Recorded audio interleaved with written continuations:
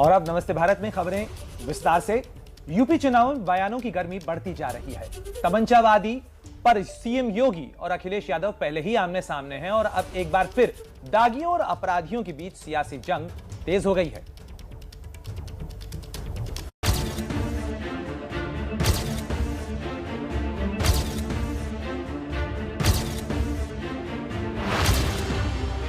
दागी, अपराधी, परिवारवादी, दंगावादी, तमंचावादी, ये सारे शब्द यूपी चुनाव प्रचार में रोज इस्तेमाल हो रहे हैं। अब पिछले 2 दिनों से गर्मी शब्द से माहौल गर्म हो रहा है। ये गर्मी जो अभी किराना में और मुजफ्फरनगर में कुछ जगह दिखाई दे रही है ना, ये सब शांत हो जाएगी इसके बाद। क्योंकि गर्मी कैसे शांत होगी, ये तो मैं मई और जून में भी इसको बहुत शिमला बना देता हूं। बुलंदशहर की सभा में सीएम योगी ने एक बार फिर गर्मी शांत करने वाला बयान दिया।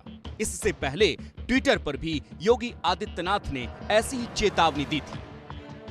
लिखा था, कैराना से तमंचावादी पार्टी का प्रत्याशी धमकी दे रहा है, यानी गर्मी अभी शांत नहीं हुई है।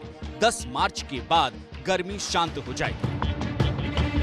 बुलंदशहर में अखिलेश को निशाने पर लेते हुए सीएम योगी ने कहा कि पिछली सरकारें अपराध के लिए तमंचा बनवाती थी। उनकी संवेदना तो तब जगती है जब माफियाओं पर बुलडोजर चलता है। तमंचावादी वाले हमले का जवाब अखिलेश यादव दे चुके हैं जब वो हापुड़ के प्रेस कॉन्फ्रेंस कर रहे थे। तो भारतीय जनता पार्टी के पहले मुख्यमंत्री हैं जिन पर इतने आपराधिक मुकदमे थे। डिप्टी सीएम इनके उनसे ज्यादा उन पर आपराधिक मुकदमे थे।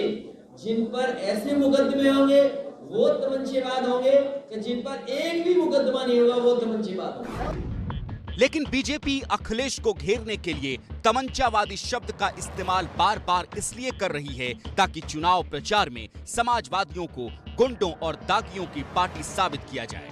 अखिलेश को घेरने के लिए यूपी में बीजेपी की पूरी फौज उतरी है।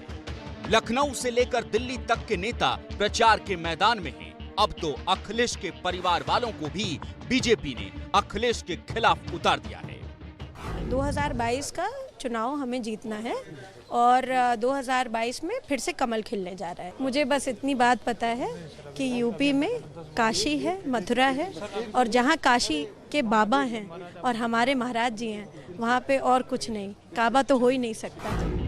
तमंचावादी से लेकर दागी उम्मीदवारों तक के आरोप पर एबीपी न्यूज ने अखिलेश यादव से सीधी बातचीत की। उनका जवाब सुनिए। ये तुकबंदी से सरकार नहीं बनेगी। ये जो कहीं न कहीं से तुकबंदी की जा रही है, तुकबंदी नहीं, यहाँ चाहिए असली काम। और जनता चाह रही है कि डबल इंजन की सरकार की उपलब्धि क्या है।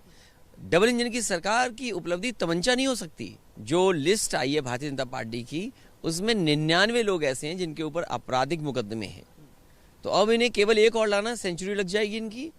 तो कम से कम भारतीय जनता पार्टी जो दूसरों पे सवाल करती है, कम से कम अपने को आईने में तो देखें कि आखिरकार वो कैसी सूची बना रहे हैं।